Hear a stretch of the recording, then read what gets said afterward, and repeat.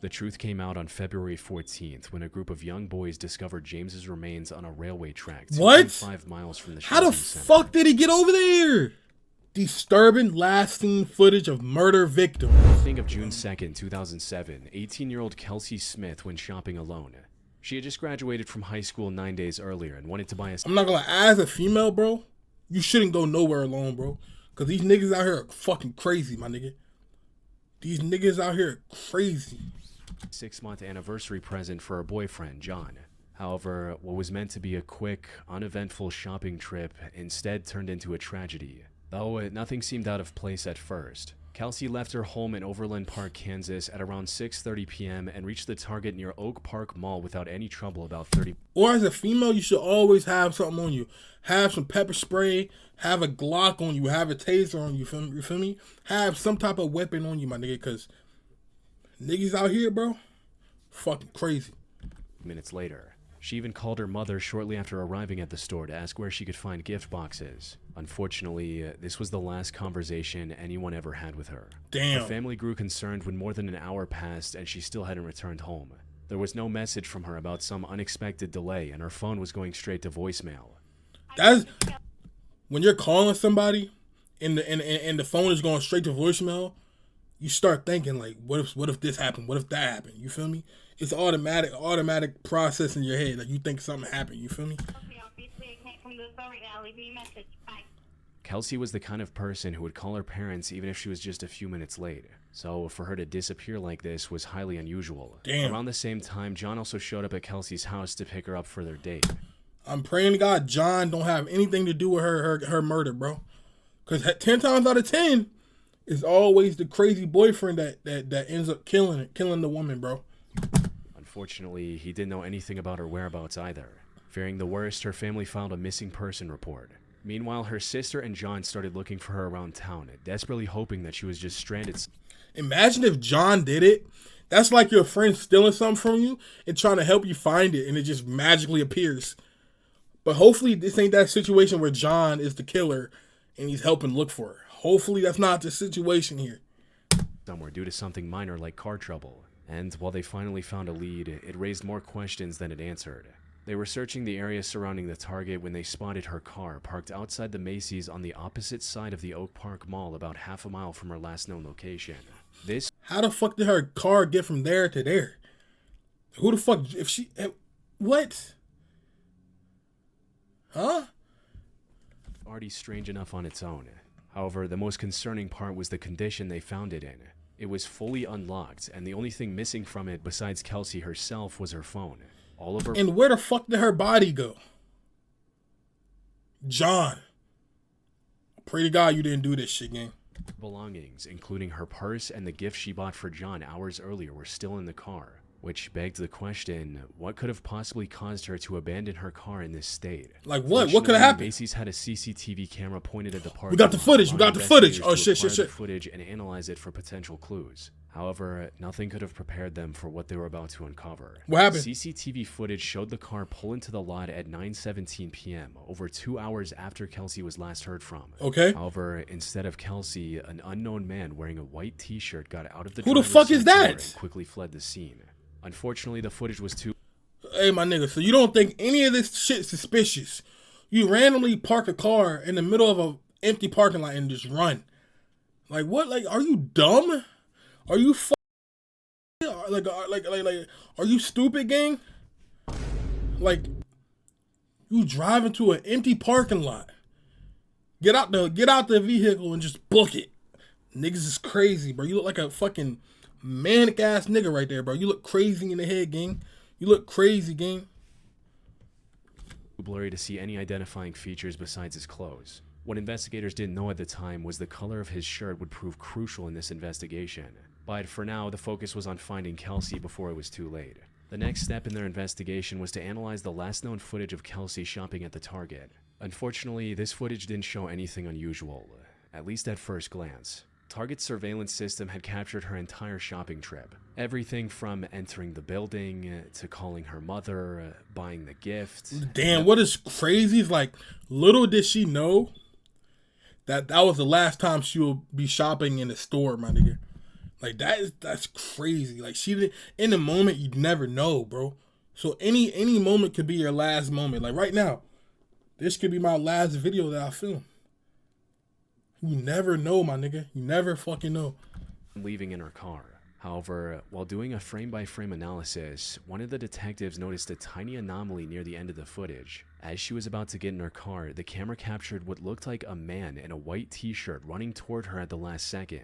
There was a strong chance that this was the same man who would later abandon her car in the Macy's parking lot hours later. Come on, cuz. With this newfound knowledge, investigators watched the footage again, and this time they noticed something even more horrific. As Kelsey was browsing the store, a man in a white t-shirt could be seen stalking her through... Nah. That nigga was plotting, bro. That nigga was fucking plotting, bro. He's in the store, like, just spying on her. You fucking weirdo. See, women, ladies, always keep that fire on you guys. Keep that fire on y'all niggas, man, because you never know when you're going to have a weird-ass stalker, bro. This nigga's literally plotting on her, bro. Every item. Literally plotting, gang. Kept following her until she was about to pay for her items and then rushed out of the store before... One thing she shouldn't have did, you should have stayed in the store where there was people. Like, why you ran? And wait. If you ran out the store, how the fuck did he get you in the car? Wait, what the fuck? How? No. I don't know how to... bro, what? For her, likely so he could ambush her as she was getting in her car. But how did he... The entrance camera managed to capture the only somewhat usable image of his face, allowing investigators to set up a tip line for anyone who knew him. Another camera also captured the make and model of his truck when he... You dumbass nigga, bro. You didn't wear a ski mask, bro. You basically snitched on yourself, gang. Arrived at the store minutes earlier. This narrowed down the search considerably. All they needed now was information on who this man was. And after sifting through hundreds of false reports, investigators finally received a tip from someone claiming to be his neighbor. They recognized his face and truck on TV and immediately called the police. Not long after, officers arrested 26-year-old Edwin Hall at his home. He was getting ready to leave the state for a supposed vacation with his wife and kids. What? So, where did your wife and kids come at when you decided to kill somebody? Like, was the victim a random person to you, or have y'all been had beef? Like, I'm confused, my nigga. Like, did you think about your kids before you did this heinous crime to put you under for life, my nigga? Might even get the death penalty. So like, I swear niggas don't have brains, bro. They just be doing shit. Were able to reach not thinking about it. Though, to their surprise, Edwin confessed to being at the location without any pushback. Fuck wrong with you, Edwin? He was the one in the CCTV footage. That's a weird ass name, bro. Edwin. To do with Kelsey. Edwin. Luckily, his lie did not last long. Investigators had actually found a single unknown fingerprint on the seatbelt latch of Kelsey's car when searching through it earlier. Damn. However, it didn't match any print they had on record. But with Edwin's arrest, they were able to take his fingerprints, which turned out to be a perfect match for the one found in Kelsey's car. You dumb bitch ass nigga. Police also found Kelsey's remains in Lake in Missouri, about 20 miles from Target. None of which would have been possible if Kelsey's last shopping trip hadn't been captured by Target. Come on, Kelsey, man. Edwin was charged with the kidnapping and murder of Kelsey Smith. Damn, why though, bro? He pled guilty to all charges to avoid the death penalty and was sentenced to life in prison without the possibility of parole. Dumbass nigga. Come on, cuz. Dumbass nigga, man. Niggas is idiots. Valentine's Day 2017, a home security camera installed outside the house of 35-year-old Ellie Tran showed her returning home from work and pulling into the driveway, unaware that a dangerous stalker was hiding just outside the camera's view, waiting for the right opportunity. What's crazy, bro? If you're being stalked, bro, you will never know. Like, dead ass. You don't know, bro. That's the craziest thing. Like, I could be getting stalked right now. Like, somebody could be outside my window right now, gang, stalking me. But I won't know unless I look, you feel me? But you're never going to think to look because you're never thinking, oh, there's somebody stalking me, you feel me? So, hey. To attack. As soon as she got out of the car, the stalker lunged at her from behind the bushes Damn. and tackled her to the ground before running away on foot just seconds. Why are they always alone, though, gang? There's never nobody with them. Seconds later. And while Ellie looked mostly unharmed at first, the attacker had actually injected her with a cyanide-filled syringe while Oh my god. You fucking crazy psychopath. You fucking psychopath, bro. We're injecting people with shit now? Niggas don't shoot or stab niggas? You injecting people with shit, gang? Niggas is fucking wicked, bruh. Wicked. ground, which, for those who don't know, is one Potassium of the deadliest poisons cyanide on Earth. What made this situation even worse was the fact that this wasn't a crazed stalker or a random serial killer. Instead, this was 30-year-old Joseph Merlino III, Ellie's ex-boyfriend, and someone she had a 2-year-old daughter with. The two got into a relationship sometime in late 2013, and things started off quite well. However, Joseph started becoming aggressive when Ellie became pregnant and invited her parents to live with her. You see, Ellie had actually immigrated to the US from Vietnam before meeting Joseph. She wanted to build a stable life in the US with Joseph and their child, but she also wanted her parents to be a part of this new life. So, in 2014, she flew her parents. So basically, he didn't want to live with he didn't want to live with her parents. So you killed a bitch. Come on, cuh. Just leave, cuh. Like, what are you like? Come on, bro. To the US and gave them a place at her and Joseph's home.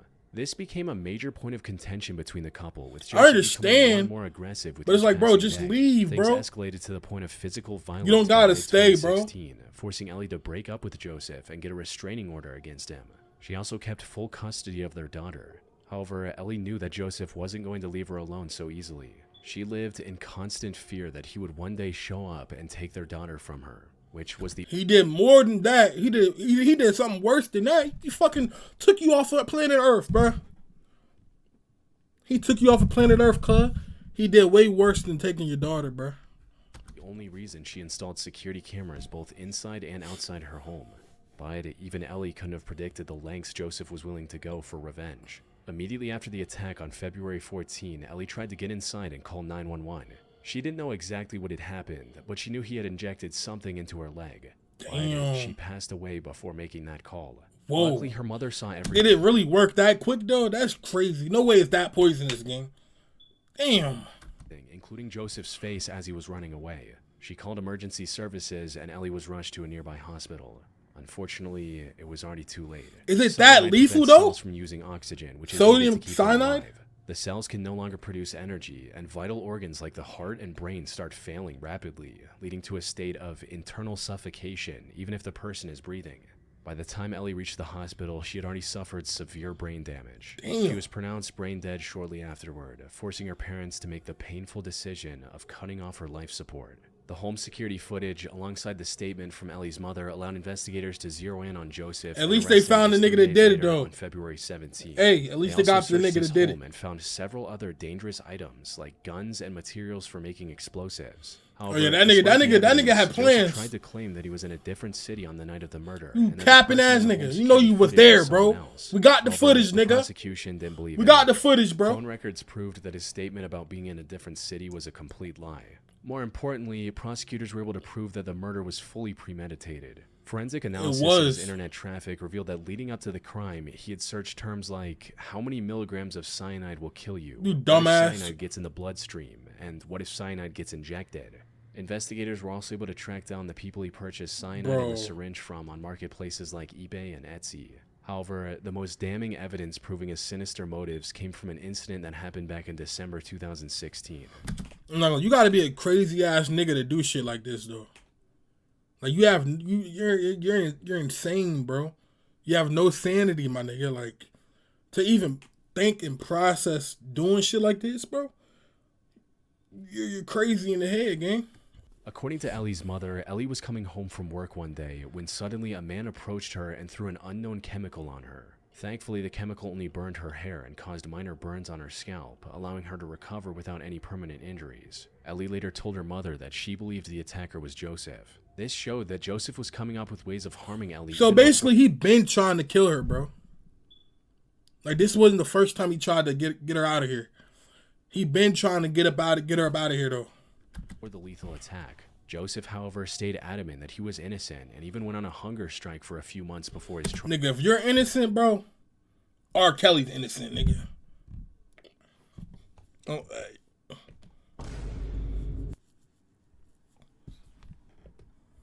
Trial. Prosecutors believe he did this to lose a lot of weight and look significantly different from how he looked in the security camera footage, possibly hoping to trick the jury into handing out an innocent verdict. Unfortunately for him, this plan failed as well. He stood trial. Are you smiling, nigga? And was this nigga has a smirk on his face, bruh. On the 12th of May 2022, a government inspector was doing a land survey in the wooded area surrounding the National Guard Armory in Wadesboro, North Carolina. But partway through the survey, the inspector discovered the last thing he was expecting behind the armory: a complete human skeleton. Huh? The only other items nearby were a black top and a pair of women's leggings, indicating that this skeleton likely belonged to a woman. Further inspection of the remains also confirmed that she had likely passed away somewhere between 9 months and a year ago.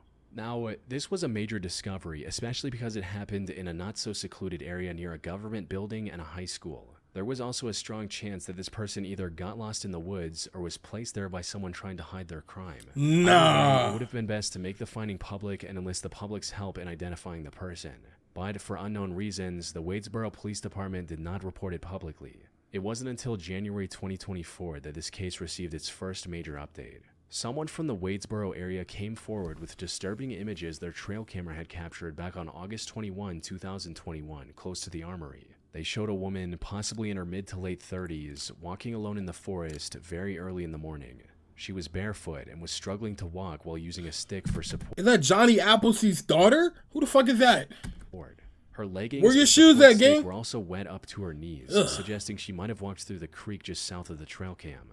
More importantly, she was wearing the same top and leggings the surveyor would find alongside the skeletal remains about 9 months later. That's fucking while crazy. The trail cam footage gave a face to the remains, investigators were still no closer to identifying her. She didn't match any missing person reports in the area, leaving investigators with no clear leads to follow. With no other option, authorities uploaded the trail cam images alongside any information they had on the National Missing Persons database, which turned out to be the correct move. Not long after the case gained traction online, the woman was identified as Amber Ray Johnston. R.I.P., bro. 36 years old when she went missing back in August 2021. This trail cam footage was the last. What happened, nigga? Tell us, god damn it! Her mother recognized her after nigga coming stalling, across the bro. images online. A DNA test in March 2025 also confirmed that the skeletal remains belonged to her daughter, Amber. The only question that remained now was what happened to Amber? How did she end up in Wadesboro, North Carolina, over 2,200 miles from her home in Bullhead City, Arizona? Unfortunately, the answer to this question would turn out to be far more complex than the investigators might have expected. Amber's story began in Bullhead City, Arizona, where she was in an emotionally and physically abusive relationship with her on-again, off-again boyfriend, Jarrett Ward. Both Jarrett and Amber also had a severe substance abuse problem, which only made their relationship worse. They eventually broke up in the summer of 2021, and Jarrett went back to his hometown in South Carolina. During this time, authorities had their first strange encounter with Amber. On the 8th of August, at around 8 a.m., she apparently went swimming with someone she had just met. He stayed behind on the water's edge while Amber dove in, leaving her ID and clothes behind in his care. He went back to get a life jacket for himself, but when he returned, Amber was nowhere to be seen. Assuming that she might have drowned, he contacted the police, who began a search and rescue mission immediately. However, just hours into the search, police received a call from Amber's landlady stating that she returned home safe. Then, in mid-August, she got on a Greyhound bus and started traveling east. It's unclear if she was going back to her mother's place in Pittsburgh, Pennsylvania, or if she was planning on visiting Jarrett in South Carolina. However, she didn't reach either of these destinations. Witnesses saw her purchasing a bus ticket in Winston-Salem, North Carolina on August 17, 2021. And that was the last time Amber was ever seen alive. What the fuck happened? From her phone came from Charlotte on August 19, 2021. 3 days after that, she was captured by the trail camera in Wadesboro, over 90 miles from Winston-Salem, before disappearing completely until her remains. Hold up. How the fuck did she get all the way over there, though? Like, how did she get all the way over there? 90 miles? Like, what? Were discovered 9 months later. However, how she reached Wadesboro or why she went there in the first place remains a mystery to this day. The most puzzling part of her case is that authorities still haven't considered any foul play in her disappearance and death. No foul play! Countless signs strongly pointing towards that possibility. The biggest of which are... Maybe she, I don't know, maybe she died or something. Like, maybe, I don't fucking know, my nigga, like. So if nobody killed her, what could have possibly happened? SNAP food stamps and credit card, both of which were used by other people, including Jarrett after her supposed death. She had actually told her mother about Jarrett stealing her credit card to purchase drugs in the past. So him somehow getting a hold of it and using it for online purchases after her death should have made him the Nah, that's wicked. The bitch died, right? And you're still using her fucking credit card, my nigga. What type of shit is that, gang? Like, dead ass though. Like, what type of shit is that, bro? Suspect. Unfortunately, Jarrett passed away himself from an overdose. Yeah, that nigga ugly as shit, bro. That nigga like a fucking with no lead to follow. a tiki mask. The second strange your ugly ass is a on, bro. travel video that was posted to her Facebook account on August 18, showing the bus traveling through Birmingham, Alabama, even though phone records showed that she was in Charlotte, North Carolina the next day. It's possible someone else posted this older travel video on her account to throw off anyone looking for her, but there's no way for us to confirm or deny that theory. It also makes little to no sense for Amber to get lost and lose her life in a patch of woods that's surrounded by a government building, a high school, a hospital, and several restaurants and convenience stores all within walking distance. Lastly, her lack of proper clothing and use of a walking stick in the trail cam footage also points to something far more sinister than her just getting lost in the woods. Unfortunately, with the primary suspect now passed away himself, the truth of what happened to Amber in August 2021 will likely never come out. At least he won't gotta go to jail though. At least, hey, he escaped that at least, right? We know you did it, my nigga. We know you killed her, bro. On the morning of January 25, 2019, Elizabeth Barraza, known to her friends as just Liz, woke up early to set up a garage sale outside her suburban home in Tomball, Texas. She lived there with her husband, Sergio, and the two had been happily married for nearly 5 years. Their 5th anniversary was also just a few days away, and they had planned to spend the occasion visiting Universal and Disney parks in Florida. They were both massive fans of franchises like Harry Potter and Star Wars, so this was the perfect plan for their special day. Tragically, Liz never lived to see this day she had been looking forward to. As she was setting up the garage sale, security cameras from around the neighborhood captured a black truck driving in and parking a few lots down from Liz's house. That's a red flag. Got out, approached Liz in her driveway, and started talking to her about something at around 6:58 a.m. Her doorbell camera recorded her saying good morning to this person in a way that made it seem like she didn't know who they were. But then, just a few seconds later, unprompted, the person took out a firearm and opened fire, shooting Liz 4 different times before running back to their truck. Is that a girl? Like, is that a guy? 3 different neighbors called 911 seconds after hearing the gun. So basically, the nigga or the bitch got out the whip, parked 5 spots down, right? Walked up to her, started a convo, and up 5. That's what I'm taking from that. You just got the pole upped on you. I don't know why, but gunshots. First responders arrived just a few minutes later and rushed Liz to a nearby hospital. Unfortunately, the damage was too severe, resulting in what is the why though? Arriving. The video footage captured the whole incident, but it wasn't clear enough to pick up any identifying features. That might be a female. However, as the investigation went on, the biggest issue that confused the authorities was the complete lack of a logical motive. First of all, this wasn't a robbery or something along those lines. The killer didn't take anything and just ran off after committing the crime. More importantly, the way they made sure to shoot her one more time after she had already fallen to the ground made it seem like this was a deliberate hit. Almost. Yeah, that was a hit, bro. That had to be a hit, though. That's a hit. That's a hit. Oh, maybe the boyfriend has another girl, right? And he likes the girl more than her. So he got the girl to take his ex out so he didn't have to be with her no more. But you can just simply break up with her and then get with the other girl. That's simple, my nigga. Nothing has to be the result of death. Nothing has to end with death, my nigga. And a hitman after her. However, investigators couldn't find any reason why someone would do that. Everyone who knew Liz described her as the brightest person they knew. She wanted nothing more than to see others happy and even spent her free time cosplaying as a stormtrooper and visiting children's hospitals to cheer them up. Damn, she was a good person, man. The neighborhood also showed the killer driving around her home and staying in nearby parking lots hours before the crime. They were plotting! The timing of the crime was also quite suspicious. It happened just 4 minutes after Sergio had left for work. Whoever the killer was, they knew the couple's schedules. That's Sergio's girl, bro. About the garage sale beforehand, so there was no way for some random person to know that she would be alone outside at that time. This precise timing pretty much ruled out the possibility of a serial killer taking advantage of the opportunity, bringing authorities back to square one. The only possible lead they had was her husband, Sergio, and for a good reason. Spouses are often involved in these types of murders, especially when I got a fart. Hold up. I had to let that shit out before. You feel me? I had to let it out. My bad, chat. My bad. Is involved. Putting Sergio as the Shit. mastermind could also explain how the killer knew about the garage sale and the exact time Sergio would leave for work. However, after thorough investigation, the police found no evidence of Sergio's involvement.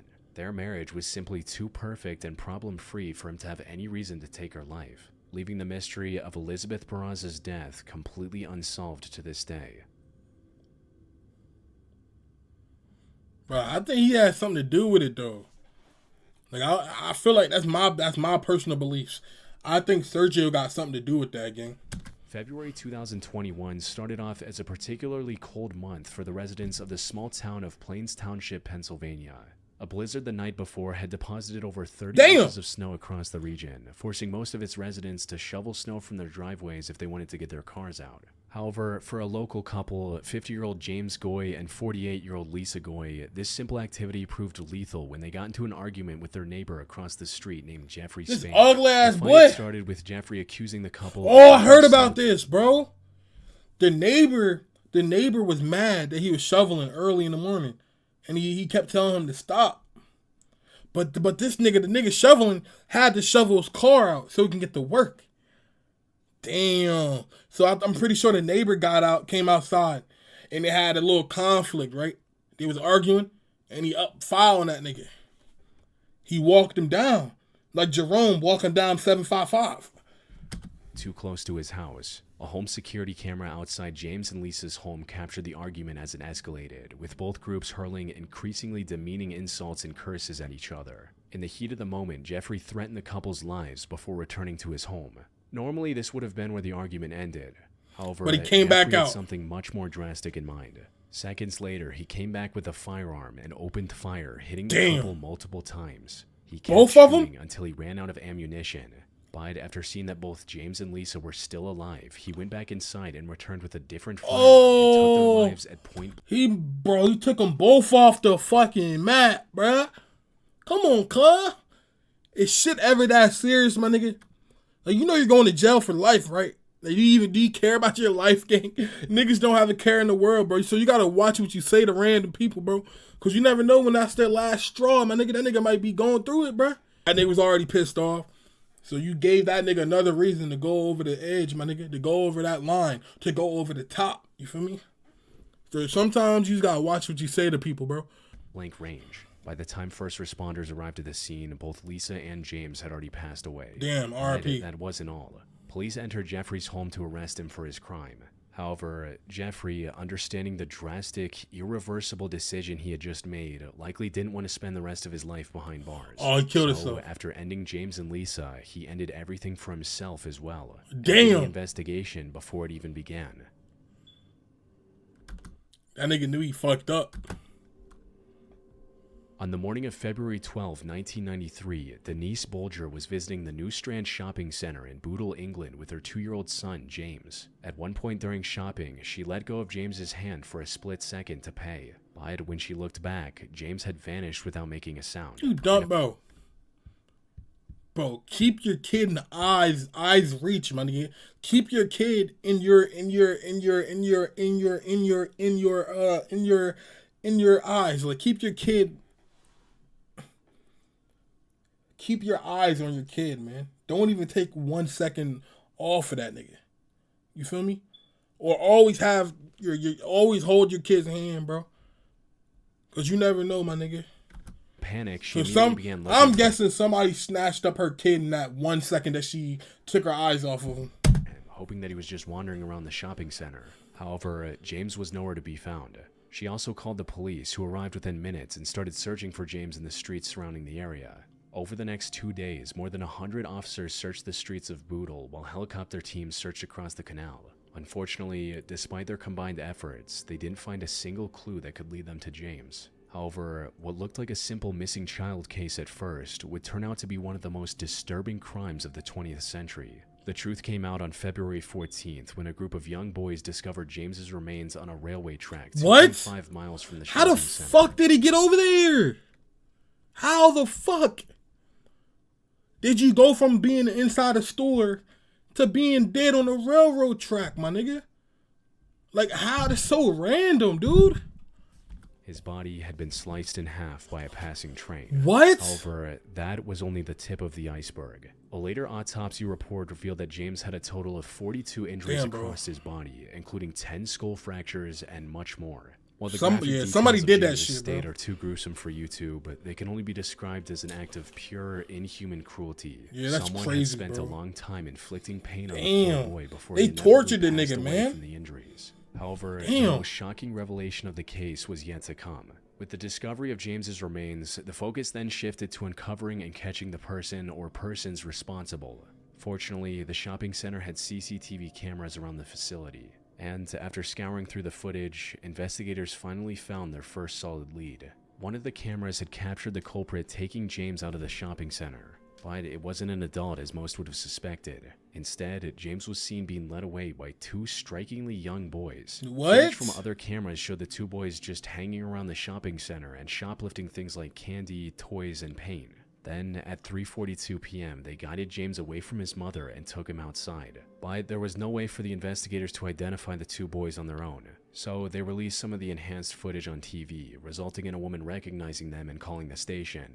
On February 18, 6 days after James's murder, police arrested 10-year-old John Venables and Robert Thompson from their homes. So you're telling me these two kids are responsible for the death of that other boy? Yeah, bro, put them in jail for life, because I don't care how young you are, bro. You have the common sense to know what you're doing, my nigga. Like, you know exactly what you're doing, bro. Like, I hate when people try to say they're just kids. No, bro. Kids are smart, bro. Stop letting kids get off from what they do, bro. They know what they're doing, bro. They know kids know what they're doing. An extensive 20-hour-long interrogation where the two initially tried to deny everything, but after some pressure, John buckled and confessed, stating, "I killed James. I did it." Like, why though? Will you tell his mom I'm sorry? Ain't no apology is fixing this shit, bro. You're better off not saying sorry at all, my nigga. Like, you killed my son, bro. James with John and Robert for no reason. At that, like, happened.